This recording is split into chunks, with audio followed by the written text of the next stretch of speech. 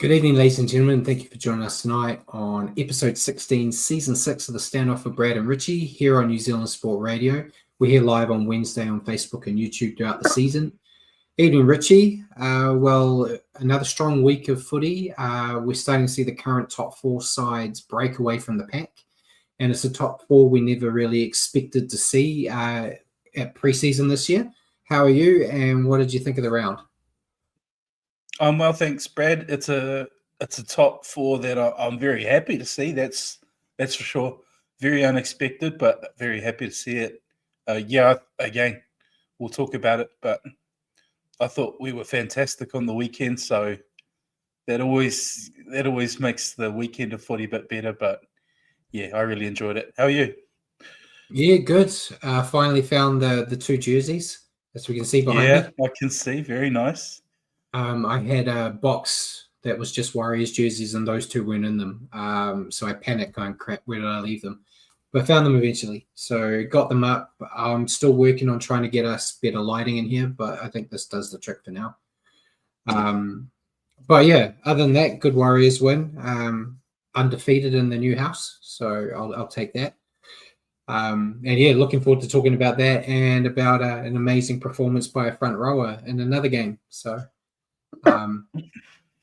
we'll talk about that when we get to it. But while we're here live on Wednesday evenings at 8 p.m, you can also catch our show at your convenience on iHeartRadio and Spotify. Just remember to search for New Zealand Sport Radio. As always, we're going to cover everything you need to know in the week that was rugby league, including our top stories of the week, a review of the round 14 matches. We'll then take a look at the ladder, fantasy teams, and the tipping comp. We'll then stop and answer some questions from you guys, as well as questions we've got for each other. And then we'll preview the short round 15 and make our picks. So remember to send us comments and questions throughout the show, and we may as well just jump straight in, mate. Sure. So not a groundbreaking news story, but Craig Bellamy's announced that he will be the Storm coach again next season. Not a surprise. I think I even had it in my predictions with Ruin Hammer. I think I said he would extend again. I don't think he's going to retire until he knows he's got someone there that can take his job. And he doesn't have that right now. So, yeah. And, you know, Wayne Bennett's still going around at his age, so Bellamy's surely got a few more years left in him. So, yeah, not surprised, but your thoughts on the news? Not surprised either. Seems to be the trend. He signs these little extensions and just keeps going and going, and why not? And you say you think he'll keep going until he knows there's someone to replace him. Those are some pretty enormous shoes to fill. I don't know if anyone can fill them quite like he's done. He's had a dream run with a couple of with a little bit of drama sandwiched in there, but there is, but still, he's still to this day doing what he does best and produce squads that just win. Yeah, and I can't remember who was talking about it. It might have been bloke in a bar. I'm not sure, but they were talking. Whoever it was talking about don't just look at the success of the team, but look at what he's done with players that he's got. And they mentioned like Cooper Cronk was a utility, became one of the top halves. Jerome Hughes was a fullback, turned him into a top half. And just we can even look at like Warriors players he's grabbed where he's turned them into big players. So there's a lot of good there, bar the salary cap dramas and that. But yeah, I'm happy to see him go around again. I want him to still be coach when the Warriors can finally beat them. So yeah, I don't want them to have that excuse that the Warriors finally beat them and go, oh, well, we've got a new coach. We're trying things out now. But yeah, congrats on that. I know Paul said, does he get more money each time? I assume he would. I don't see the Storm ready to let him go anytime soon either. So I'm sure they'll throw him a little bit more. Maybe that's one year at a time, because he gets a pay rise every year. Yeah, that's smart. Next bit of news, we did talk about it last week, but it's officially confirmed. Mal Meninga is now going to be the Perth Bears coach, and he stepped down as Kangaroos coach. He also said that Api Carousel is going to be one of his first targets, and the rumors are that either Cameron Smith or Fittler are going to be the Kangaroos coach. So your thoughts on all that? I know we talked a bit about Mal last week, but now that it's all official. Yeah, I think it's the wrong choice. That's just my personal opinion. If they come out and hit the ground running next year, happy to be proven wrong. But the Kangaroos coaching job too is kind of like what you spoke about last week, Brad, where Mal Meninga had the privilege of being in charge of that Queensland squad who could have done what they did without a coach. I think that Kangaroos coaching role has the same kind of thing about it. They form a group of players that don't really need anything spectacular as a coach, just someone who's going to get them up for the game. Yeah, I don't even think you need much of a game plan. You kind of just let them go out there and do what they do. Jacko said it'll be interesting to see who the assistant coaches are for the Bears. They'll need to be top shelf. There was one. I forgot to put him in my notes. He's currently coaching Toa Samoa. They're looking at him as an assistant. Is it Gardner? Yeah, he's one that they're looking at apparently. But I'm sure in the upcoming weeks we'll hear about the rest of his coaching staff, and we'll just take it as it comes. Anything else you want to add on it? But no, all good. All right. Seagulls have stated that their top priority right now is to re-sign both Jake and Tom Trbojevic, although there has been some noise that Tommy Turbo would walk away from the club or take a massive pay cut if his signing prevents younger talent staying at the club. That's things you want to hear as a Manly fan, I guess, that Tommy Turbo is willing to take a pay cut to stay if it means that you keep the Hopoatis and the likes there. But at the moment, he's not really performing well enough to earn the big bucks he's getting anyway. But yeah, what's your take? I don't see them leaving. I feel like the Trbojevic and Manly are just, Yeah, sounds like they love that club too much. You're only willing to take big pay cuts to better the situation of the club if you really care about the place. So I don't see them representing any other NRL side, put it that way. No. I think it's either stay there by whatever means or off to Super League. It would ruin Super League if Tommy Turbo went. He'd be playing all by himself. He wouldn't get injured as much over there. I was going to say Murphy's Law. He'd be fit and not miss a game. Just man of steel every year. But yeah, so it looks like since that's top priority, we should get some actual confirmations on it. I'd say at least in a month. They would be wanting to put it down. Maybe they might. I was going to say they might wait till after Origin, but neither are really featuring in Origin, are they? Really? Jake's not in there, is he? No, Jake's not in there. I'm just looking at the team. So they don't have that covering. So we'll see. It might be sooner, might be later. But we'll talk about it once it's actually official. And then we did talk about it a little bit last week about Des, but the NRL has given him his final warning for his comments towards the officials after what he said about Casey Badger, who coincidentally was dropped out of the bunker last week and moved to being a touch judge. I don't know if that was to do with the comments or not, but I'm pretty sure on this show this year we've already had the new segment that Des has been given his final warning. So I don't know if this is final warning part 2. I think we spoke about it when it was reported he may receive a final warning. So this is just confirmation of that. Yeah. So we'll see. I assume it's just a fine when he comments on it again, but which he no doubt will if duds keep coming their way. Yeah. Anything else you want to add to that? Yep. All good, mate. Right, Josh Papali'i, who we will be talking about a bit later, he's confirmed that 2025 will be his last year as a Raider.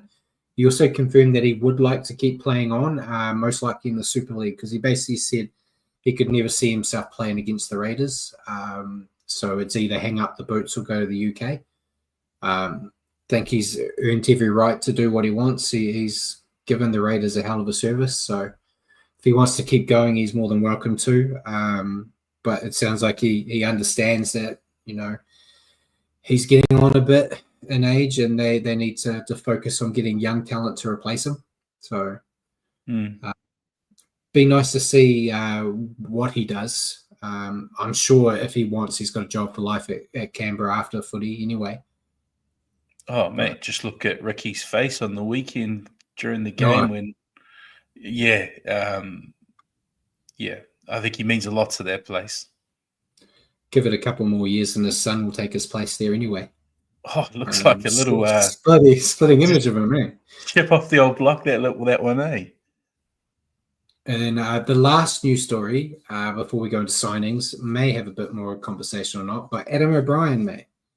So we talked about him last week about interesting things he was saying in the presses when he was blaming the schedule on his team. He spoke about his side getting booed at halftime by their fans. And said that the people that booed don't know anything about rugby league. He then immediately went into damage control and came out and apologized the next day. Because the one thing you don't do is you tell Newcastle fans that they don't know footy. Yeah. Not smart. And he said he I don't know if it's a good excuse or not, but he said he went straight into protection mode for his playing group, and that's why he said the things he did. But it was interesting. You never want to see your fans boo you, but I think they thoroughly deserved the negative reception after that first half they did. But it all just screams coach scrambling. Oh, he's under pressure. Yeah. Yeah. And Jacko said, does O'Brien think before he starts his rambles? I don't think he does. And he loves piling on excuses and stuff, which isn't good to see. But it's just screaming a guy that's, any day could be his last. So he's trying to do what he can to stay in the job, I guess. Yeah. But anything else you want to add to that? No, all good. Do you have any prediction of his next press conference? What silly thing he's going to say? Or? Oh, depends. Yeah, no, it'll be something. If they have a bad loss, it'll be something dumb. Yeah. All right. I don't know. So we'll go to signings. Then we've got a couple extensions. The Cowboys have re-signed Viliami Valia until the end of 2027. It's a good deal for him. I don't think he's shown too much improvement from when he was with the Warriors, but he's had bright moments for the Cowboys, so it's good to see they're sticking with him. Then the Titans have extended Jalen DeGroot until the end of 2027. We haven't seen too much of him, but when we have, he's shown a lot of promise. And the Dragons have extended Jacob Little until the end of 2028. Which is handy. Now we'll go to brand new signings, mate. The Tigers were busy. The Tigers have signed Newcastle Knight player Kai Pearce-Paul on a 3-year deal from next year. I think I talked about it a few weeks ago that there were rumors he potentially could have shifted now if Galvin had ended up going to the Eels. They could have done a 3-player switch and moved everyone around, but he screwed it all up by going to the Doggies. So Pearce-Paul has to wait till next year. Apparently on social media, he had a big post raving about looking forward to being under Benji. Don't know what that says about O'Brien, but think it'll be good for him. He's kind of restricted at the Knights at the moment to not let him be the player we've seen him be in Super League and internationals. There you go. Jacko said Hastings is back. O'Brien will say he knew he would be good. Yeah, there you go. After doing everything possible to not play him. And then the Tigers also signed Taylor May. We talked about it, rumors about him being looked at by a few clubs. He is signed on a train and trial for the rest of this year. which means he could play for them immediately if they decided to. So, your thoughts on both of those signings for the Tigers? Kai Paul is a good one. I think his style might mesh quite nicely with the style of play that the Tigers run with. And the other one was Taylor May. Taylor May, yeah. Where do you fit him in?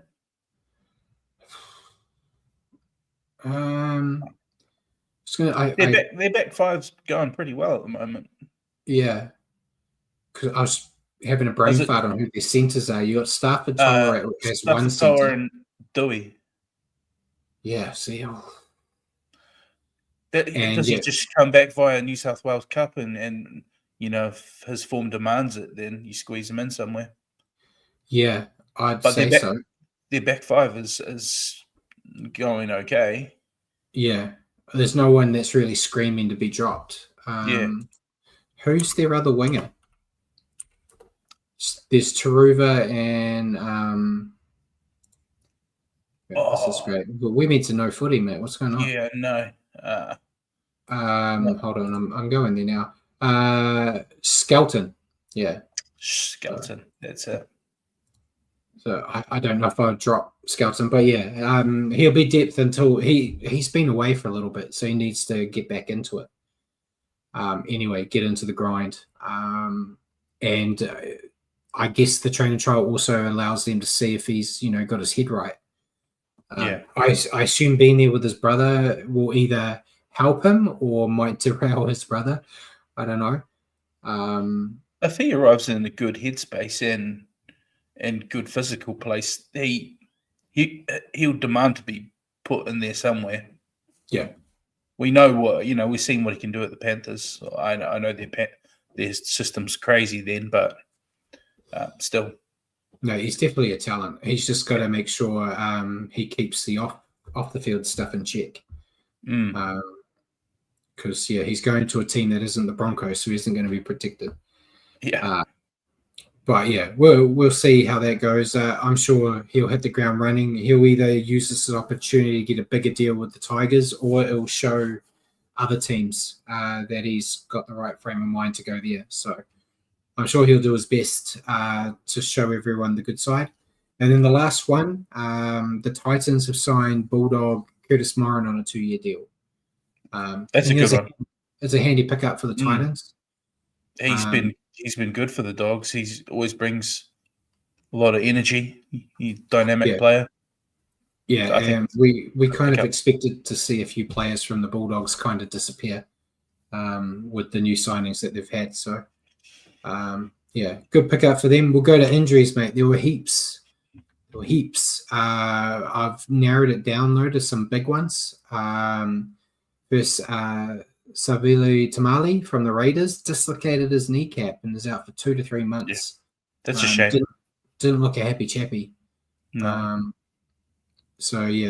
Disappointing for him when he's been doing so well. KL Iro from the Sharks, he injured his pec. He needs surgery and he's going to be gone for 12 weeks. That's a big blow. Real disappointing for him. It was great timing for us, though, that it happened during the game we were playing them. But yeah, hopefully he comes back firing because the Sharks need him. He's pretty much their only attacking threat. Daniel Saifidi and Tom Gilbert from the Dolphins, both shoulders and out for the season. Massive losses for the Dolphins. To add to that, Max Plath from them as well. He has apparently aggravated his ACL and is going to a specialist. And it's either going to be a lengthy rehab or season ending. So not really a lot of good news for the Dolphins. They're losing 3 key figures in their pack. But yeah, hopefully Plass isn't that bad and he can come back before the season ends. Because they need him. Then Cody Walker from the Rabbits is out for 2 weeks with a groin injury after just coming back. And then the last 2 I put in here were Tyson Frizzell from the Dragons and Lehigh Hopewadi from the Seagulls. Both failed HIAs and have a 10-day stand down. Few tough ones in there. Yeah, definitely. And yeah, I feel for Hopewadi most of all because he's really been making the most of his opportunities this year. Mate, please gamble responsibly, everybody. But yeah, I had a bet on that game. Same game multi, it missed by him. I had him anytime try scorer, and he knocked himself out and bombed a try. Yeah. Shouldn't let, but yeah, it's the Yeah. worst place to do it. And he's been one of their best too, so it's just it's a big blow for for this protocol time he has to stand down. Yeah, so we'll go to Naughty Boy Corner, mate. We had 3. John Bateman got a 1-match ban for tripping. Valia from the Cowboys as well had a grade 2 dangerous contact, got 1 match as well. I'm surprised Bateman didn't go for more because he tripped again, but it didn't get pinged. And then the last one, Dylan Brown, mate. Grade 2 contrary conduct for bumping into the ref, got a 1-match ban. I personally think it should have been a penalty to the Eels for the ref shepherding, but it's that line, you're not allowed to touch the officials, but a little bit over the top, you reckon? I think so. It was a complete accident. He got himself on the way when they were chasing for the ball. I think it's more like, at worst case, if you want to be a dick about it, give him a fine. But I think one week, I think it's a bit too much for what was an accident. But yeah, what do you reckon? I agree with you. I've knocked many a ref out of the way in my time, mate. So if they're in the way, that's their fault, not yours. But yeah, disappointing. But at least it's not one of our players, mate. So that's it for the news. So we'll go into the round, mate. Oh wait, no, sorry, one more. Jacko said our nice man forward got a fine for dangerous contact. How in the hell that happened? I didn't even see it. I did see it, but I didn't. I saw the charge. I mean, I didn't see the incident. I couldn't see where he went wrong. No, I never see where we go wrong too. But before we go into the round, I did forget. We have the Origin teams named, mate. So, Paul, if you could bring us up the Origin teams for Game 2, you want to rattle off your team? Yeah, can do. Fullback Dylan Edwards, wings Brian To'o, Zach Lomax, centres Stephen Crichton, Latrell Mitchell, halves Mitch Moses, Nathan Cleary. What a backline! It's a winning backline, I think. Forwards Max King, Reece Robson, Payne Haas is the front row. The edge back row is Liam Martin, Angus Crichton, and Isaiah Yeo. Lock and captain. Interchange Connor Watson, Spencer Leniu, Hudson Young, Stefano Utoi Kamanu. Extended bench Matt Burton, Keon Kalormatangi, and Lindsay Smith. What a team. And there was news today that Brian To'o is having issues with his hamstring, and Jacob Kiraz has been brought in. Yeah. But yeah, good team. I know Laurie Daly spoke. He asked permission from Bellamy first, but then he spoke and he talked about Ola Kuatu not being there. Ola Kuatu's partner's about to have a baby, so that was the reason he wasn't in there. But yeah, it's a good team. I wouldn't make any changes. I would be swapping Stefano and Keon's positions. Sorry, that is the one change I'd make as well. But yeah, it's a very strong side. Queensland, Billy's packing a sad, so he didn't do a nice numbered thing. He's got everyone just in alphabetical order to make things difficult. But Kurt Capewell was back after missing game 1. Pat Carrigan, Xavier Coates, Lindsay Collins, Ruben Cotter, Tom Dearden is in. Big Tino, Fortwecker, Harry Grant, Valentine Holmes, Corey Horsburgh, Jack Howarth, Trent Loero, Ezra Mann, Kurt Mann, Cameron Munster, who has now been named captain, Jeremiah Nanai, Kalen Ponga, The Hammer, and Robert Tor. Interesting side. I know there's been further updates since this picture on what their 17 would look like, and it looks like Corey Horsburgh still hasn't made it. I think that's a big mistake on Billy's part. I think I'd be putting him in because his team really lacked punch in the middle last week or the last Origin, and I think he needs it. But I don't know. I know I'm the Queensland guy on this show, but I think we could be getting a 3-0 from New South Wales. I don't know if they can win this, if Queensland can win this one in Perth, and I don't see them winning it in Sydney. So, be interesting. Yeah. Just don't let Capewell get injured. Thoughts on Mam making the cut? Yeah, and Jacko said, yeah, great, this Origin's in Perth. I doubt Panthers will bring the Origin players all the way from Perth to Mount Smart. Yeah, Cleary had already said well before it that he was going to be resting his Origin players due to it being in Perth. Where they are on the ladder, though, do you think he changes his mind? They need to win against the Warriors if they want to get into the 8. I think even if they name their top team coming in Smart, I think even their top team would beat them. Yeah, I think I said that to you and Rowan Hammer over the during the game that the Panthers were playing against the Tigers, going this full strength side. I think the Warriors beat them hands down. So yeah, I think it's probably better. That's going to be a hell of a run. It will be. I won't talk about it because I think it's my question to you later on. But it would be interesting to see what Webby does with Kurt Capewell in that same situation. Yeah. But yeah, that's it for the news and origins. So we'll go into the round, kicking off on Thursday night.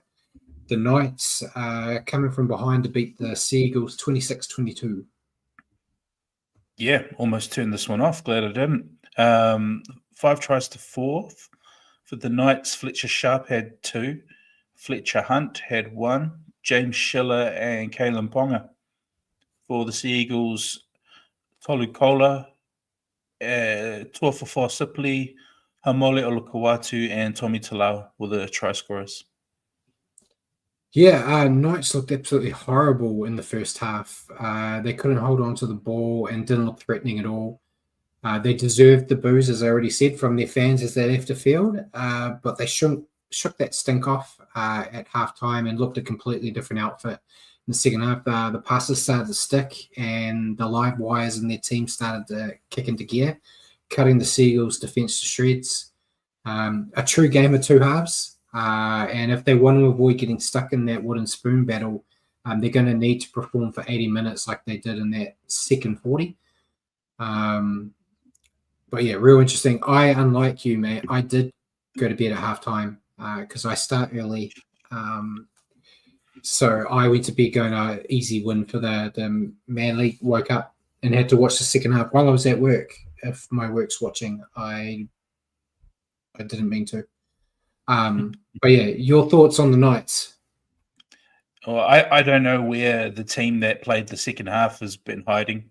The Knights were so bad that they were booed off the field by their own fans at halftime, as you said.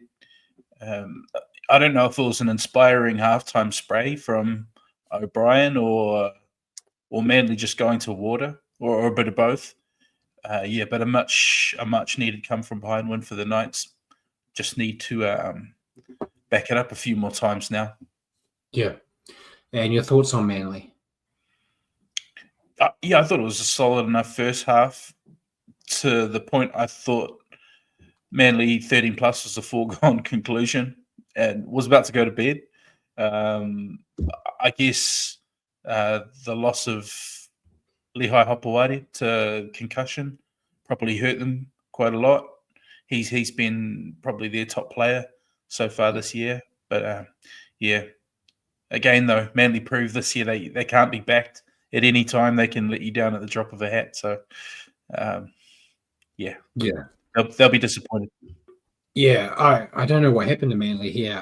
They were dominant in that first half. Pack were busy, and Hopewadi and Kola did look electric until Hopewadi exited early. But they just never left the sheds at halftime. Errors and ill discipline crept into the game. and they just look like they ran out of puff and ideas. And they're just another team that need to find consistency before it's too late. Your player to stand out? Went Fletcher Sharp. He's just, very electric. He was right in the thick of that comeback.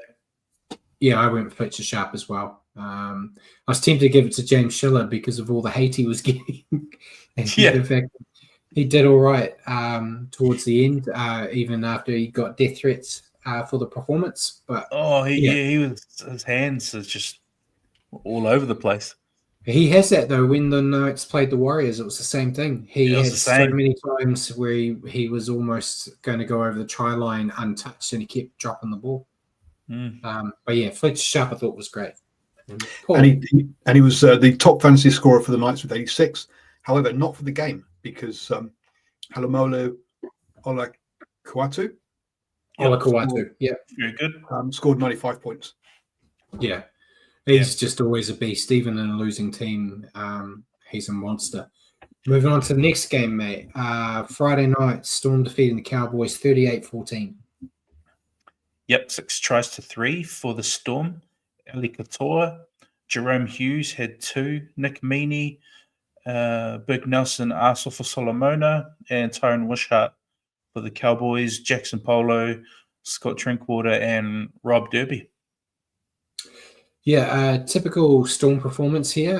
They had firm control from start to finish. The errors crept up, but I think that was due more to them playing their expansive style and trying a few highlight reel things when the game was already in the bag. Such a dangerous side, and still feel like the dead set favourites go all the way for me. I think the only thing that might hold them back is this new expansive style they play.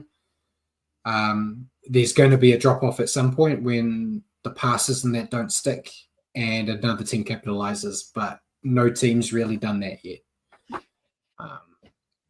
Your thoughts on the Storm? Yeah, just too much strike all across the park when the Storm decide to turn it on. And not perfect by any stretch, and there would have been a few too many errors for Bellamy's liking. There normally is, or even one's too many for that guy. But good win all in all, and keeps them in that top 4 that's starting to separate from the pack. So I'm with you. I still think they're right up there as the favourite. Yeah, and your take on the Cowboys? I don't think they ever really looked likely in this one. They had plenty of quality players, but they just gave the Storm too easy a ride, which they don't need at their home ground. They're hard enough, but yeah, they just need to address their soft underbelly if they want to be taken seriously. The Cowboys, it seems a regular pattern. They concede a lot of points, and just if they win, they outgun you with the drink waters and whatnot. But yeah, they need to find some starch for that defense again. Yeah, not much to really say about the Cowboys, which is usually followed by half an hour of me rambling. But they made a lot of errors, and beside a few high spots by individuals, they were just thoroughly outplayed by a better side. Defense was suspect, as you said. That's not uncommon when facing a Storm side in this kind of mood. But Cowboys are a side I see dropping out of the 8 before finals time, which isn't the most daring of predictions, but I just don't think they're really in that caliber of those teams at the moment. Just too inconsistent, which is an ongoing theme. Paul said Jerome Hughes top fantasy with 86. Who did you pick, mate? Jerome Hughes. Yeah, so did I. And Paul's looking confused. What have I said wrong? Yeah, no, you're talking about them dropping out of the 8. Are they out of the 8 already? No, they're not. They're in the 8. But out of the top 9 teams, they're the only team with negative points difference, and their negative points difference is minus 52, which shows you that they win small and they lose big. So you can say exactly why you're saying they're the team most likely to drop out. Yeah. Next game on Friday. This one was a doozy, mate. Dolphins defeating the Dragons 56-6. Yeah, you would like that one, Brad. Yeah, I'm sure. 10 tries to 1 for the Dolphins. Herbie Farnworth, Jermaine Isako, Cody Nikarima, Connolly Lemuelu, Jack Bostock, Connolly Lemuelu again. Hamiso Tabuai Fido had 2, Jermaine Isako again, and Herbie Farnworth again. And for the Dragons, just the 1, Valentine Holmes. Yeah, dominant performance from the Dolphins here. Basically one-way traffic, and the game was over at halftime. They didn't take their foot off the gas, though, and just kept pushing forward, which was really good to see from them. The forwards were unstoppable, and the backs made the match look like they were just practicing attacking plays. Exciting team that could play finals footy for the first time if they keep this level up. Your thoughts? Yeah, big win for the Finns, who found their extra gear and really cashed in. Their halves, again, they're proving to be a really effective combo. Katoa in particular, massive star of the future. I just really like what they did. I know they're picking up some pretty big injuries in their forwards, so they're still laying a good enough platform for these strike weapons they have out wide. So, yeah, really good win. Yeah. Dragons. Your thoughts on the Dragons? Not See, to Amanda forget, saw me smirking about them and did think about me while they were getting smoked. I was messaging Brad during the match. I bet you're loving this, and sure enough, he was. Yeah, but a night to forget for the Dragons, who I think they normally find ways to stay in the fight even when they lose. But yeah, their defense was just not there at all in this one. I don't know what happened, but I know the Dolphins have some attacking flair and can score some tries, but 56 is a lot to concede. And if you go off stats, it puts them out of the running for 2025, conceding 50. Yeah, but it helps them hopefully get closer to that wooden spoon. And Jacko made a good point that we did touch on briefly in the injury section, but the Dolphins getting a lot of injuries. But if they can make finals, they could cause an upset or two as their attack's lethal at times. Yeah, when they're in the right frame of mind, they can beat anyone. But yeah, they're losing three big members of their pack, which may make things a bit more difficult. But yeah, I mean, in this game, Molo, Kafusi, and Keeley, all of them did less than 40 minutes as your starters, which is not really kind of ideal. No, you can't expect much out of Molo. But yeah, you talked about Dragons, so it's my turn. Dragons were just spectators. They had limited possession due to the dominance of the Dolphins, and they just struggled to build momentum. They need to ice the opportunities that they get, as limited as they may be, if they want to find some success. It's just very hard for any team to play when you're playing uphill. I think with that, I don't think there were many teams in the NRL that would have beaten the Dolphins on this night. As much as I dislike the Dragons, it's just the way it is. But yeah, it sucks to be them. Jermaine Psycho topped fantasy with 73 points. Who'd you go with, though? I went with young Izzy Katoa, actually. Thought he was a dominant figure and featured in quite a fair few of those 10 tries. So, yeah, he's a young gun. Yeah, I cheated and went with Jermaine Psycho. He Yeah, got a why double. not? Got a double, got 8 conversions out of 10. He's just you can rely on him so much when it comes to kicking those goals, and he will always be there to score for you if he needs to as well. So I like to give him flowers, and I had a feeling you'd go with Katoa. So fair enough. Next game, we probably don't have to talk about too much, mate. Warriors beating the Sharks 40-10. Oh no, we can talk about this one. 7 tries to 2 for the Wars. Dallin Martinez-Lesniak, Adam Pompey, James Fisher-Harris, first try for the Warriors. Dimitri Vaimonga, Leka Halasima, and 2 to Chanel Harris-Tavita. And for the Sharks, Mawini Hirori and KL Edo were the 2 try scorers. Yeah, finally we get to see the Warriors win a game comfortably. It looks certain to be another edgy seat contest with that tight first half, but the Warriors found another gear in the second half with some great moments from the youngsters and CHT putting together a nice double. Huge props to Nico Hines for that. Two try assists basically for there. The tries and attack was nice to see, but the goal line defense shown throughout the contest has me more excited about finals more than anything. Could be the real deal this year. That goal line defense, admittedly, the Sharks weren't really firing too many shots, but they were shutting them down. And in my review, spoilers for who I picked for my man of the match, but the try save and tackle by Chance at the end of the first half, I felt that set the tone for the second half. That dedication. There was no time left on the clock. At worst, that just levels the scores at halftime. You might have just pulled up and gone, bugger it, we'll leave it. But he went the extra effort to make sure it didn't happen. And it's that cliche as the old defense wins championships. And as long as that defense can stay throughout and they don't have any outliers like we've seen against the Raiders in Vegas and the Storm in Melbourne, where the defense got a bit loopy. They have a serious shot. Your thoughts on the Warriors? Just a fantastic result leading into the bye for us, and it's great to see the team rewarded for their efforts with a big score. Finally, a big score and a big deficit. Away from home too at Shark Park, which is big. I thought Chance again carried on his purple patch, just in everything.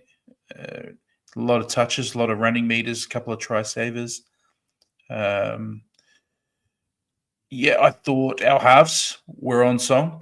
Both of them were really good in this one. And Healy, on short notice, did a fantastic job in the dummy half role, which is exciting, having two really good options.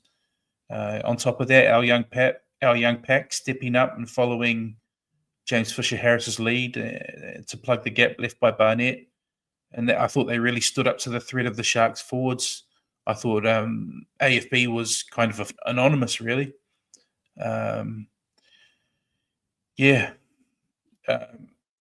just thought it was fantastic. Full 80-minute performance from the boys, and it's great to see. No complaints at all. Yeah, and your thoughts on Seagulls? Sharks. I see Seagulls because that's in my notes. Apologies. Fair enough. Worrying signs for the Sharks. Again, are they a flat track bully team that don't turn up against the top teams? Maybe that's what we're seeing unfold. They did have setbacks with the KL Iro injury, and Sione Katoa out on the wing seemed to be playing hurt pretty much most of that second half. Looked like he could barely walk. But they were awfully off colour and so soft defensively. I really expected more from them at Shark Park, but I'm not going to complain, mate. We're distancing ourselves from these teams, which is great.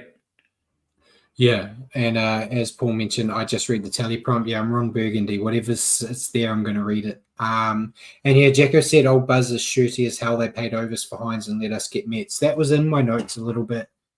That it was great to see Luke Metcalf and Sam Healy, two players the Sharks let go, come back and play really well against them.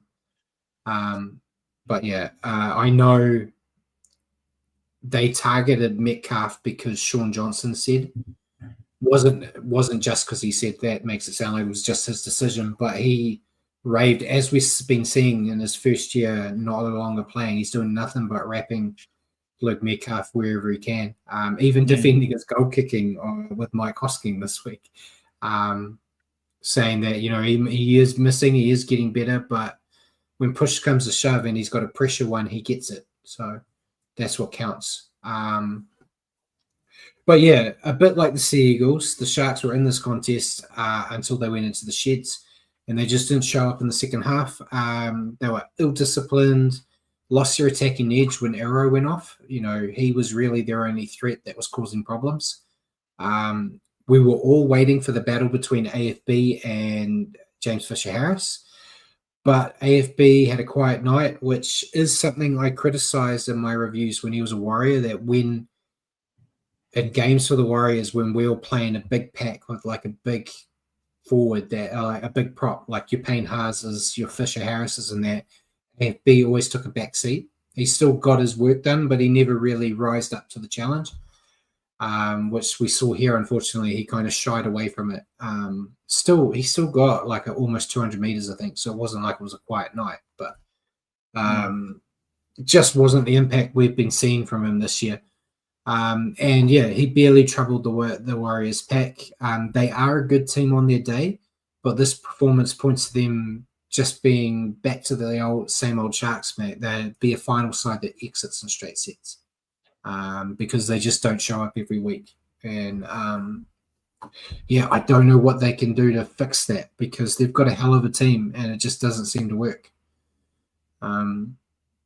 Chan's top fantasy was 68. Who'd you go with? I went with Chanel Harris Tavita, actually. I just needed to give him a shout. I think he's been coming along really nicely. He wound up with a double in this one and try assist as well. We've really used his left foot bomb as a weapon this year. He seems to be landing them on a dime, and it's been a real source of points for us, which is really good. Yeah, I think I saw before the game, I think he had like 11 try assists for the season. Yeah, he's going well, man. So I had to give him a shout. It was him or Dimitri Vaimonga for me. He was deadly as well, and the commentators were having a hell of a time with his name. But yeah, so excited for him. Yeah. And Paul. Oh well, do your man of the match first. Or players. Okay. I went with Chance. He sold it for me the moment he did that try-saving tackle at halftime. And yeah, Chanel did show a lot. They all did.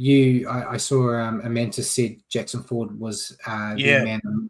Oh, he's an Iron Man. You could name 8 or 9 players from this team in that performance, and I wouldn't bat an eyelid at it. So, but yeah, I went with Chance. You know, we see so many superstar fullbacks running around, and I'll take him over them in a heartbeat just due to his heart and determination. You can't train heart, and unfortunately, a lot of those superstars don't have it. We'll talk about one of them soon. That was wearing a black jersey, got no heart but all the skill in the world. Paul. Well, Charles has got some top fantasy points for a couple of weeks on the bounce now. It feels like. At the beginning of the season, there's lots of talk about he should be dropped and we should have RTS back there. Has that opinion kind of changed now? He's turned me around. Yeah, he's turned me around the way he's been playing. I was one of those people. I was saying Tane, not Roger, but I was saying Tane, not Roger, and I wanted him in the centres instead of fullback. But yeah, he's turned me around. He's just been so good out the back. But it was nothing to do with him. It was just trying to find a way to bring Tane into the side for me. But yeah, thoroughly good. So good to have a game where we can relax and just enjoy it, mate. Yeah, absolutely. But yeah, next game. I mean, this is ruining my whole kind of all of these kind of sort of pictures I've got lined up. There's just so much of them that this is not a therapy session. It's hope that kills you. I mean, what am I going to do with all of these kind of overlays if you guys keep winning? Well, don't jinx us, mate, because I am still a Warriors fan, so I'm always ready for the falling off the cliff that might happen. Yeah, me too. But yeah, the team doesn't look like they're going to do that. And yeah, Jacko said if Tane wants a starting fullback spot, he'll have to leave. Yeah, I think that's it. He's either going to end up being a winger for us or going elsewhere. We'll see, he's still young. He might decide to buy his time. But next game, mate, Broncos defeating the Total Titans, 44-14. Yep, 8 tries to 3 for the Broncos.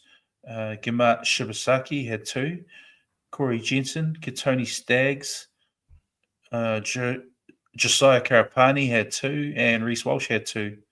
We had Lofi Camperera had 2 for the Titans, and the other one was Aramaho. The font was very small there. Sorry. No, you're right. Yeah, Broncos look flash in their All Black jerseys, I'll have to admit, and they were unstoppable here. The return of Walsh added some much-needed spark to their attack, but did lead a little bit of uncertainty in their attack as well, which happens when you have Walsh because he kind of writes his own playbook while he's out there, which did lead to an increase in errors, but that didn't matter as it felt like any time they held on to the ball, they were threatening to score. Perhaps it's the turning point for the Broncos as they look to getting back into top 4 contention. They just need to perform like this against more quality sides. We'll go back to the lack of heart comment because I didn't put it in here, but Reece Walsh, he went down. He was crying, man. He was in pain. What a hater. Season was over. There was laughing downstairs in my house at it. And then he goes and scores 2 tries like he never got hurt. And my lovely partner, who doesn't know much about footy other than the Warriors, asked how was he scoring tries when he was, rolling around on the ground, mate.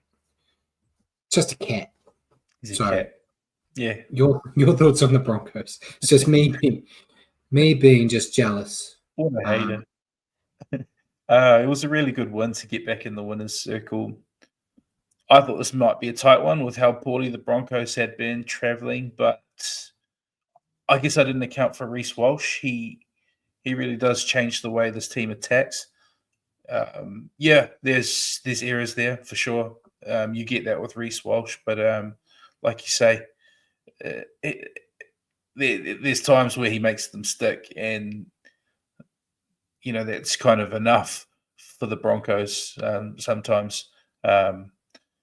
They just look a far more potent team with him in there. For all his frailties in defense, they look a lot more dangerous with him there. Yeah. And your thoughts on the Titans? Just more of the same. Nothing new to bring up. No heart, no defense. Just the same below par rugby league week in, week out.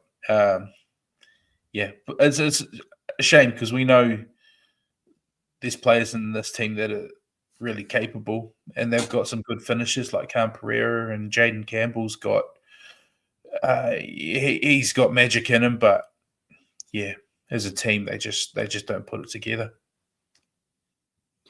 Jaden Campbell's the Reece Walsh without the ego. That's basically they're almost like for like.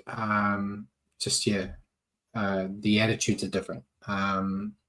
But they were just outschooled, mate. Had some nice tries at the end of the contest, but they just have no defensive structure, which we've been saying for, it feels like years. Feel like since the beginning of this bloody show, like 5 years ago. It's always been the Titans, man, they can score some nice tries, but they can't stop them. And until they sort that side of the footy out, they're going to continue to be on the back end of thrashings. Your player to stand out? I went to Tony Staggs, actually. I just think he had that angry look in his eye. And he top fantasy as well. Yeah. I love him when he plays that bully ball kind of game. He does it really well. He just, he looked like he was on one that game. Yeah, that's a good shout. I went with Josiah Karapani. I think, was it his debut? I'm sure it was his debut. Oh, I'm not sure on that. I don't. He doesn't get to play a lot if it wasn't his debut, but I thought he looked fantastic out there. I thought he'd played before, but I could be wrong. Me too. I don't really pay attention to the Broncos too much, mate. I know they're your favorite team. I'm just having a look. It's his first appearance this year, but he has played. He played 9 games last year. Shows how much I was paying attention last year, mate. My bad. His debut this year. I thought it looked really good out there. Amanda said Des has lost the plot by saying that he's not there to turn the team around. That's up to the players. And Simon said the Titans have way too much of a holiday mode. Yeah, I get what Des is saying, but it's not the way you meant to say it. Like he's not out there on the field, but he's got to get them in the right space to do things. He's got to get the right people in to teach them how to be a better defensive side. You can't just say it would be like if we sit here and say you got to tackle better. That ain't going to do nothing. I can see what he means. Like he can only do so much, and then it's up to the team to take on board. But you got to do something. I don't know, but I feel like he's in the O'Brien category. He's just saying what he can. Next game, Raiders versus Rabbits. Raiders defeating the Rabbits 36-12. 6 tries to 2. For the Raiders, Ethan Strange had 2. Zach Hosking, Simi Sasangi, and Josh Papali'i had 2. Magic stuff. And for the Rabbitohs, we had Keon Koloamatangi and Alex Johnston get 1 try closer to the record. Yeah, that's all I care about with the Rabbits is watching to see if he tries to get close to that record. But big occasion for the Raiders with Papali'i breaking the record for most games by a Raider. And it looked like the occasion that got to them early on with some silly errors putting them on the back foot. I kind of had flashbacks to Croker's 300th where the Warriors beat them. It's like, they can't handle these big occasions, but they came out a different team in the second half and were just clinical. They never tried to overplay their hand and just built pressure before taking the shots.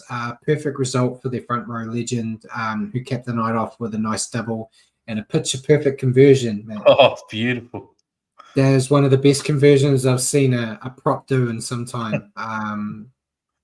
They've silenced a lot of critics, the Raiders, and do look to be a real finals threat, which is thoroughly deserved. Yep. Your thoughts on the Raiders? I thought it was a massive second half from the Raiders to give Big Papa a fairy tale match in his record-breaking game. They just did what they've been doing all year, and it was a grind in the first half, but they flicked a switch and went to another level, came home with a wet sail. This Raiders isn't the Faders anymore. They do it the other way around. And just a shout out for Big Papa, and great to see him get over for a couple of tries at the end there, and like you said, Brad, kick a beautiful conversion, and see Ricky overcome with emotion. It was great footy theatre. It was. It's one of those nice stories. We always get all the crap, like all the bad stories, always get in the media. So it's nice to see a good one, especially since a lot of the media this week was focused on another player. It was good to see him get a bit of love at the end there. Your take on the Rabbits?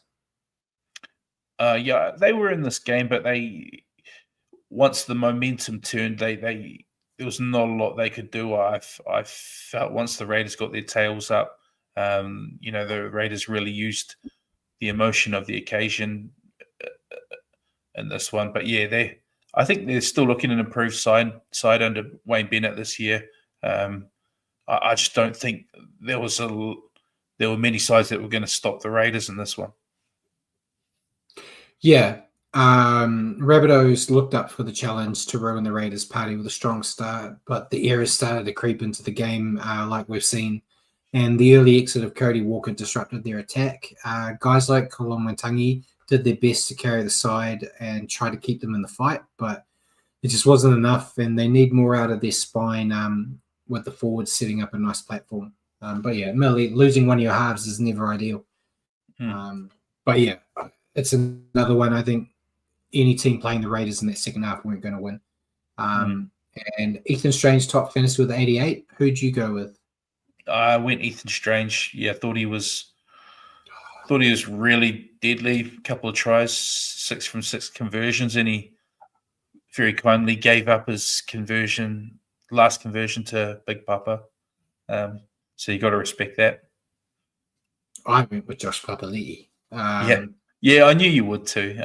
Yeah, he got a double and not like an easy one at the beginning and one at the end. He back to back minutes. Oh Apart. no, I know. I'll let you have that. Um, I'll let you have him. and He yeah, was amazing. and that conversion that won me over. Hang on, beautiful. he got the last two. Right, it's like Yeah. the game was already gone. It's already out, and then he just runs in. Ethan Strange It has wasn't- already got the first two. Yeah, but it wasn't like someone broke the line, Paul ran 100 meters, and then waited there for him to hobble up and get the ball. It was still set plays that worked, and you got to go look at the conversion pool and watch it and see why props should be the goal kickers of all teams, because that's just it's the talent we have. You ask any of us to do it, that's exactly what it would look like, Richie. Just don't ask me to prove it with a video or something on here. But yeah, well done to the Raiders. It was one where I needed it for my multi, so I was happy to see them win. But I was also secretly hoping they would drop it, which would help us out in the ladder. But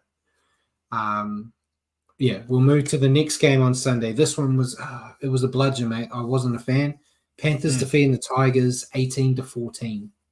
Yeah, I'm with you on that one. It was 3 tries apiece for the Panthers, all 3 to Tommy Jenkins. And for the Tigers, Stafford Toa, Sunia Taruva, and Jarrell Skelton. Yeah, a much needed win for the Panthers here, but man, they look average. This was the perfect opportunity for them to put a team to sword. And instead, they just went try for try, showing brief glimpses of the past with some nice execution when they spotted weaknesses in the Tigers' defensive line. And the win does get them closer to the top 8. We'll see it when we look at the ladder later.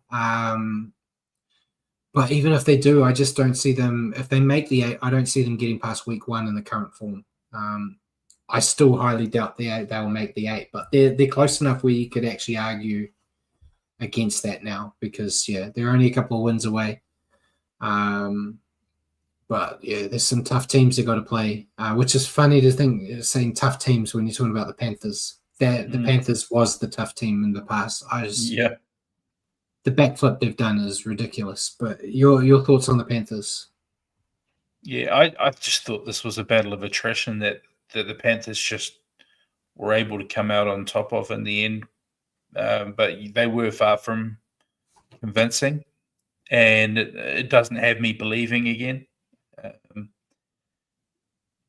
But a much needed win for their season. It definitely not a performance that has me fearful of our upcoming meeting with them. I don't want to sound too plucky and overconfident about it, but you know what I mean, Brad. If they're struggling to get past the Tigers like that, in our current form, it doesn't have me too worried with the style we're playing. But we beat them last year in Magic Round with an understrength team against their best team. So at the same time, if they squeak into the 8, I'm not putting a line through them. Yeah, but watch that easy win next round against the Panthers. You go put all your money on the Panthers and watch us sit here and eat our words. Absolutely. You're talking about them sort of squeaking into the look. At the moment, 7th Dolphins are on 14 points, and the Panthers in 13th on 13 points. 1 point separates 7th from 13th. Any of those teams can make it into the top 8. It is so tight. I mean, the Tigers are placed below, a 1 win away from that as well. So it's crazy close in that mid pack at the moment. It's not 1 win, it's not 2 wins, it's just 1 win. If you get and to think they've got a bye this week, so that gives them an automatic 2 points. They could be near or in the 8 come the next game. Yeah, your thoughts on the Tigers, mate? They played their part in the tough arm wrestle of a match. They've just started to drop the odd game, which is a shame. You know, they've had a lot of distraction around, but they definitely aren't a wooden spoon caliber team any longer, and hopefully they start to bounce back soon. They were in this one, you know, they were right in there and could have had the result, but not much to say when it's a bludger of a game, like you say, Brad. Yeah, they were up for the fight. I'll give them that. They went toe-to-toe with the reigning premiers, who admittedly are a shell of their former selves. But the former Panthers in the lineup for the Tigers looked determined to score the upset here. And Paul, why do you keep popping back, mate? Sit back in your hole. Oh, sorry. Wow. I'll talk about Richie's one there, but they're dropping the odd game or two. They're 4 losses on the bounce now. It's not just dropping 1-0 2. It's they're in a bit of terminal. They're in a bad patch after a good start to the season. Yeah. But yeah, back to what I was saying before you distracted me, Paul. I was waiting. You could have just kept going. I can't. I get distracted too easy. So they look determined to score the upset here, but they just lack the final polish to complete some nice attacking plays. The defense did look good at times, but they had brief brain fades, which allowed the Panthers to capitalize. A tough loss to take, as Paul just said, one of several in a row.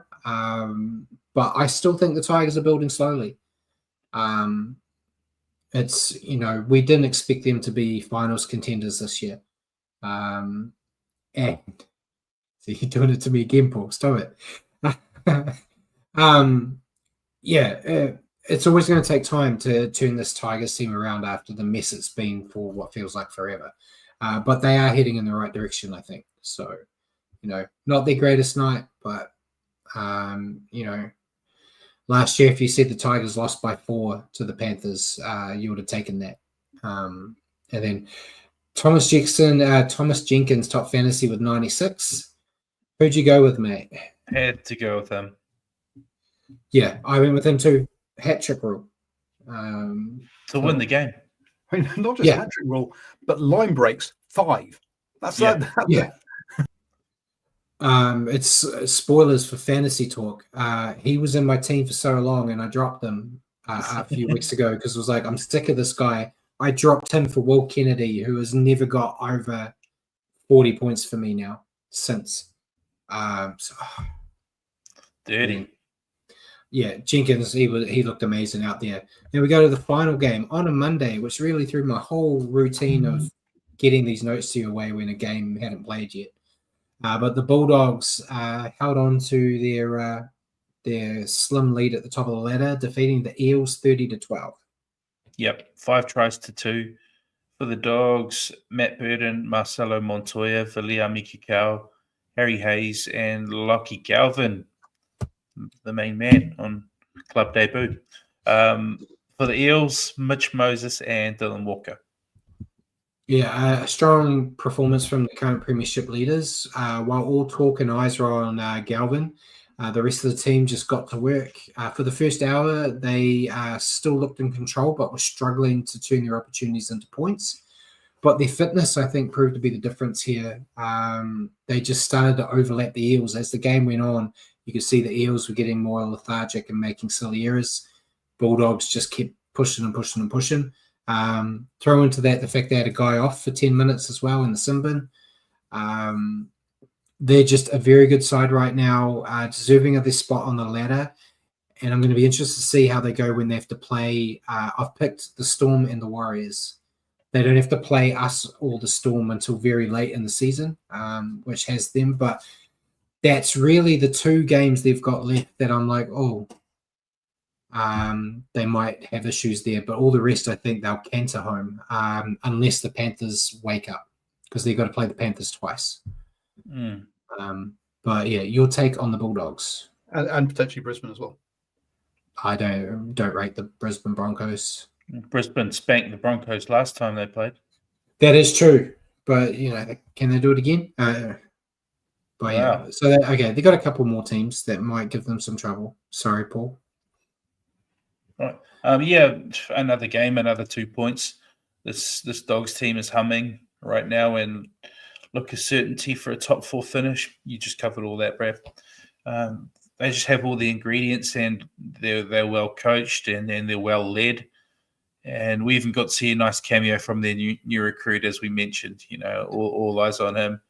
But I thought he did well when he came on. But Yeah, Mate, it was hard to miss it. They kept showing him every 5 I seconds on the know bloody camera. it's painful, isn't it?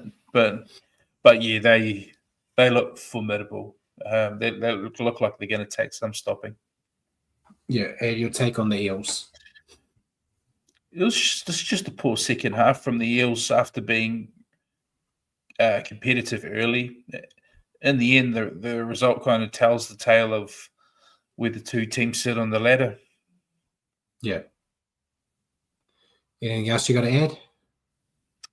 Yeah, players stood out. Critter. Right, so I'll go with mine. In the repeat of several teams this round, mate, the Eels were in the match at halftime. Showed some determination with a nice intercept try after giving away an intercept try themselves. I don't know how the hell you give away an intercept try off a set play of a scrum. I don't understand how that's even possible, but the Eels did it. But their second half was just hurt by silly errors and penalties. Every time they looked close to swinging momentum in their favour, they threw it away. Lost the plot in the final 20 minutes when the Bulldogs just ran away with it. But the Eels, I think, have been improving, and I think Riles could turn this team around in the future. He just needs time. Again, put it same as the Tigers, wasn't expecting anything out of the Eels. So the fact that they can make it reasonably competitive for an hour against the top of the table team, I think, is a tick in the right box. But yeah, they're just need a bit more time. And Jagger said Marnie looks shooty in the sheds after being hooked off the cows for him, I think. Yeah, well, they already we talked about a few weeks ago that Gould said that he's free to leave the club at the end of 26. I don't think it's going to be that long. I think he'll be out of there at the end of this year at the latest. They won't let him go immediately because I think they still need him in the team this year, even if it is at a reduced minutes. But yeah, I think definitely going into 2026, he'll be playing for someone else, which is a shame. But when you throw all your money on that little halfback with the shitty haircut, then dominoes are going to fall. And Harry Hayes top fantasy was 68. You said Crichton, so did I. Yeah. I went with Crichton as well. He just is such a live wire for their attack, and he's a real good defensive player too. He really shores up his edge. So yeah, I thought it was a great game from him. So that was the round. If we want to bring up the ladder, Paul. I think you had top 8, didn't you, last week, or was it me? No, I had so top. I'll do it. Not a lot of movement in the top 8, mate. Bulldogs stayed first. Raiders stayed second. Warriors stayed third. Storm stayed fourth. Sharks stayed 5th. Cowboys stayed 6th. Dolphins moved up to 7th, and then the Broncos moved up to 8th. So only 2 newbies in the top 8. Yep. Manly dropped to 9th. Roosters have moved up into 10th. Dragons 11th. Rabbitohs 12th. Panthers move up to 13th. Tigers drop to 14th. Knights, Eels, and Titans all remain 15, 16, and 17. Yeah, as our title of the show said, the top 4 really breaking away. 4 points separating the Storm and the Sharks.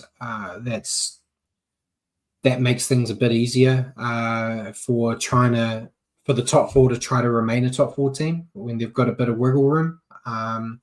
But as Simon said, the top spot looks awfully close. Yeah, but you're basically watching as the Bulldogs, Raiders, Warriors fans all watching each team going, if you drop this one, it makes our life so much easier. It's just not happening at the moment. And top 4 potentially stays the same this week because Raiders, Warriors, Storm all have buys. The Bulldogs are playing at understrength Rabbits. So if the Bulldogs win that game, same top 4 again at the same level. So Rabbits would do us all a great favor if they knock the Bulldogs off. But we'll see. And so I said 3 Queensland teams in the top 8. That's quite good for the NRL. Yeah. Compared to last year, I think. Last year they were all doing terribly. Did they even have a single Queensland team in the finals? They didn't, did they? Broncos didn't make it. Titans didn't make it. Dolphins didn't Titans make it. definitely didn't make it. Yeah. And Cowboys. Well, I don't think. Oh, did Cowboys make it? No. I can't remember if Cowboys squeaked in or not. I can't remember either, but I know there weren't a lot. I think Queensland was really suffering last year. But yeah, that's the ladder. If we want to bring up fantasy, we probably don't talk about it too much because you are really bad at this game, mate. I don't understand what you're doing wrong. I don't know. So you ended up on 763. You got screwed over by Wade Egan being a late scratching, which didn't help you, mate. Yep. But yeah, so you got 763. I got 926. I got screwed over by a dragon. Story of my life. 2 dragons, really, if you count Gutherson as well. But yeah, and I picked the wrong captain again. Every time I go against May, I get screwed over. But yeah, so not bad. I'm still way better at you than that. We'll go to tipping. A lot of jokers used in this round, mate. ACT Hellcat still at the top. Harry Poppins is still second. Your boy Mac, he is third. The Yerks fourth. MB Sports Fan fifth. Michael Barzuto sixth. Bjorn, I don't know if Bjorn's here with us tonight or not, but he's seventh. You watched Bjorn's not here tonight. He's watching Sean Johnson. He lied. He's watching Sean Johnson when he said he wouldn't. Heartbreaking. Try to keep that emotion in check. How dare you watch Sean Johnson over us? The boy from SMB is 8th. I moved up to 9th, mate. I'm no longer Wooden Spooner. And you're 10th. You're useless, mate. Cheating with the Joker. I crushed you. You cheaters.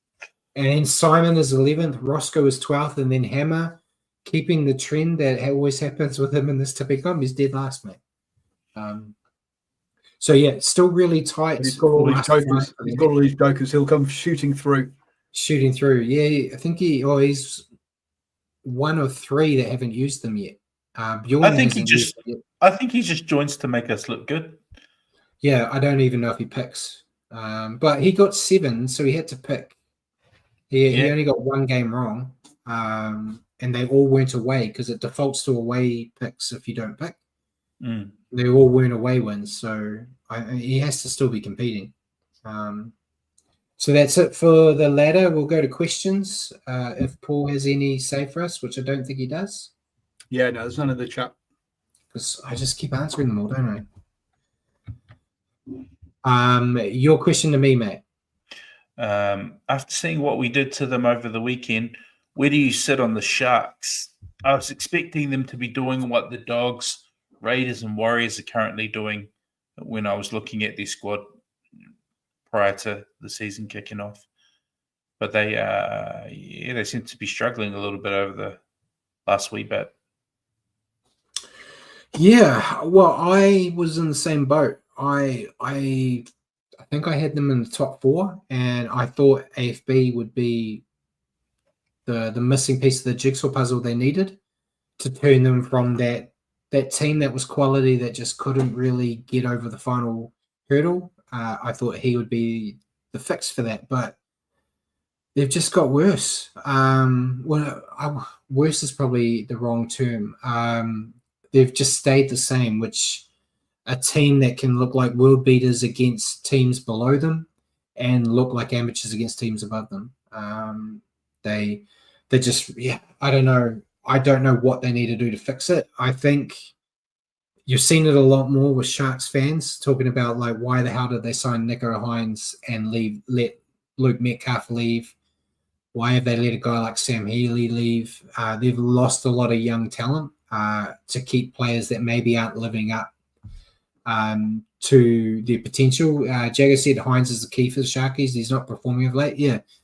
When he's in the right mood and he's playing his best footy, the Sharks look great. Unfortunately, he, more often than not recently, has not been playing to the potential that he's getting paid for. But yeah, what can you do? You could rip up his contract, kick him out. You don't have someone to replace him right now because you let the young ones go. And I don't see potentially, touch wood, they could lure a guy like Metcalf back. He might play the new baby needs to be closer to the grandparents card and go back to Australia. from what you've seen in interviews, though, he seems to be loving it over here, loving that he's in charge of the Warriors' attack as the halfback and stuff.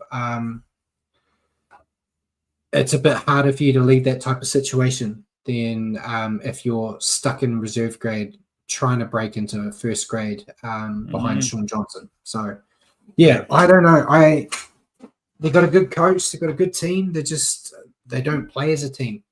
That's a bit of a trend with Adam Fanua-Blake squads.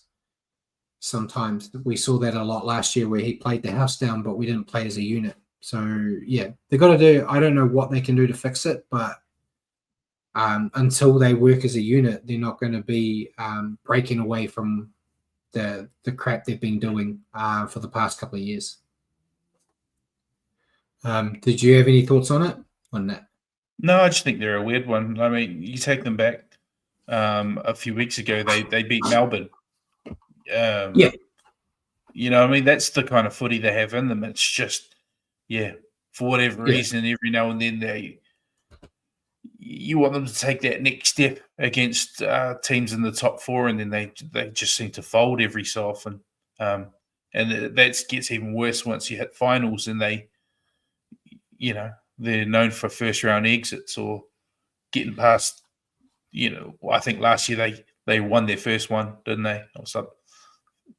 But last year they won the first one. They finally broke the hoodoo. Yeah. But yeah, I don't know. I guess I was expecting Fanua-Blake to come in and, like you said, maybe be the missing piece of the puzzle. And they have a dominant pack. But yeah, our pack seemed to nullify them quite easily, I thought, on the weekend. And that's with a bunch of young guys like Fisher Harris. Yeah, young guys, Fisher Harris and no Mitch Barnett and no Wade Egan. Yeah. So, yeah, if there was any chance or any time for them to dominate the Warriors pack, that was it, and they didn't. My question to you, mate, with Kurt Capewell making Origin in Game 2 being played in Perth, would you be rushing him back into the Warriors lineup against the Panthers next week? And if not, who would you be bringing in to replace him? Oh, I wouldn't be in a hurry to. No, I mean, I think we can afford to.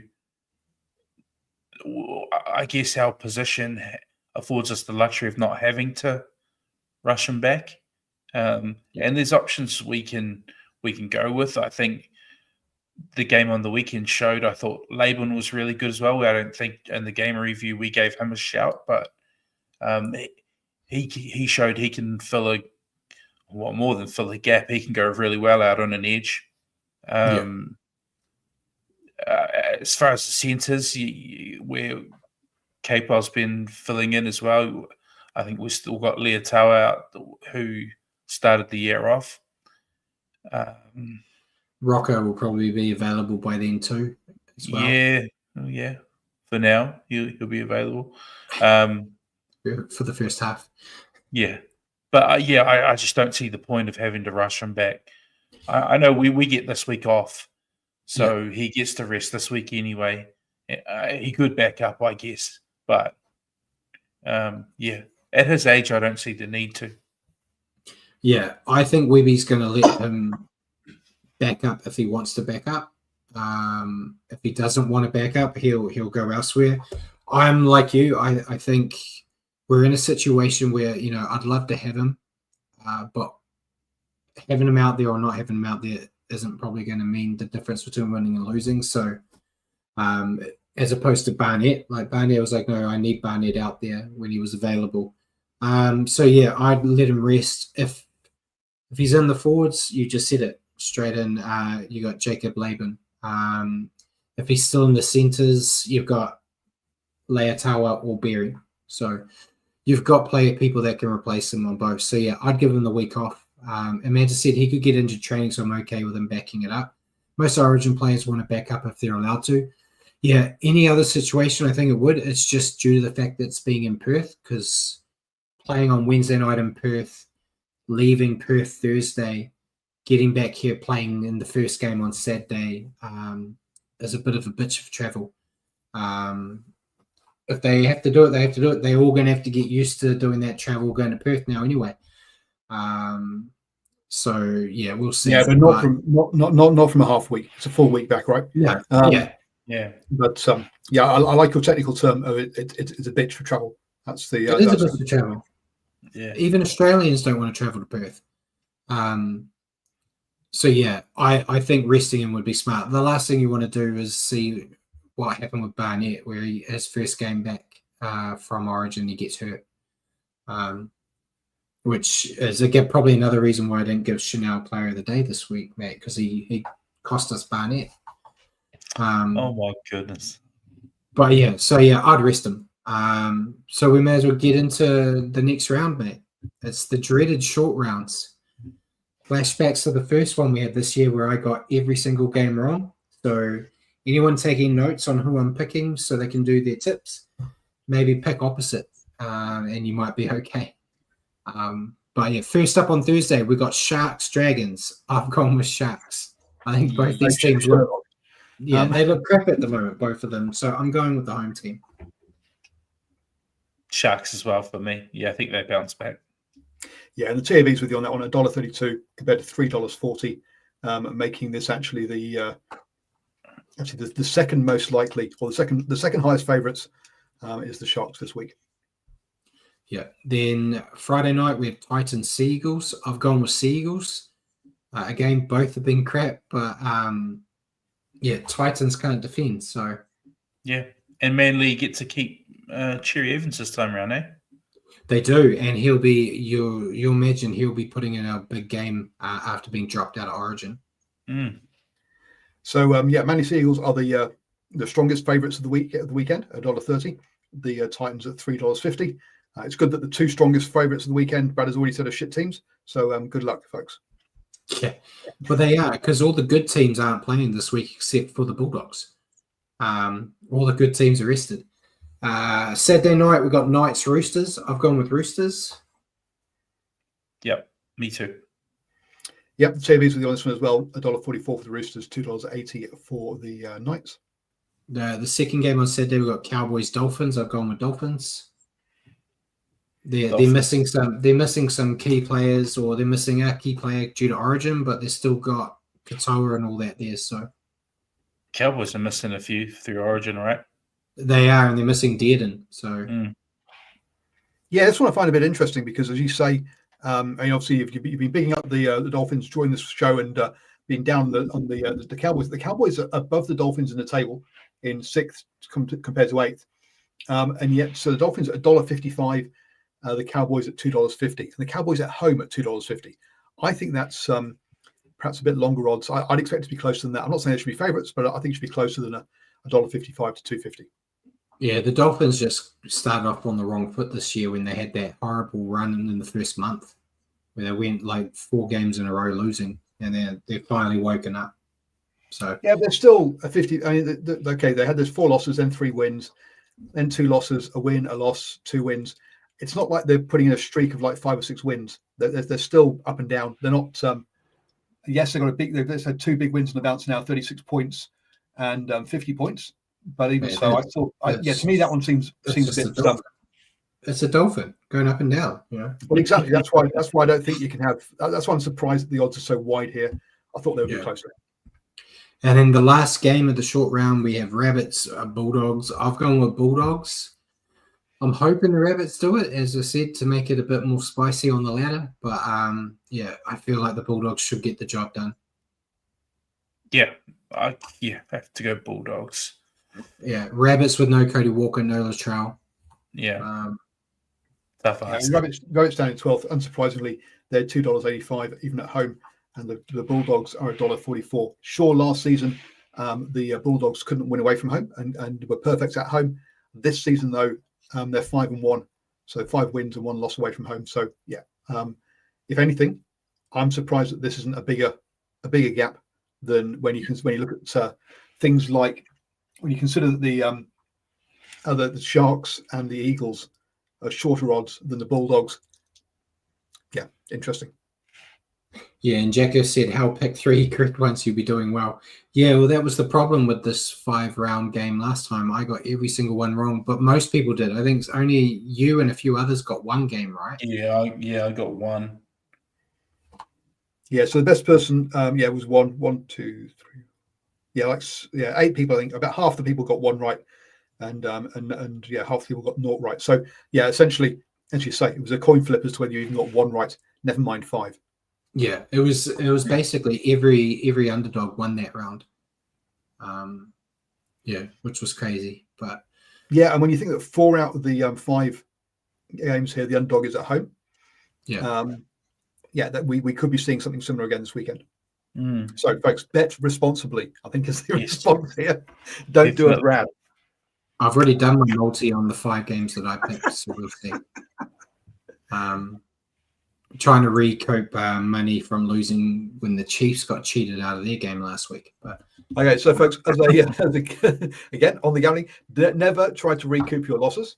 And Brad has gone for five of the favourites. So yeah. Yeah, I didn't make risky ones there. And Amanda said I got 7 out of 8 last week. Damn Knights. Same here. Knights stuffed me up. I would have been 8 from 8.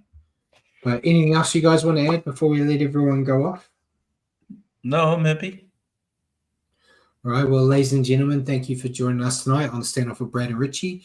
For your weekly update on rugby league, tune into our show next week at 8 p.m. on Wednesday. Here on Facebook or YouTube or at your convenience on iHeartRadio or Spotify. Just remember to search for New Zealand Sport Radio. Cheers again for joining me, Richie. Thanks for all your help in the background, Paul.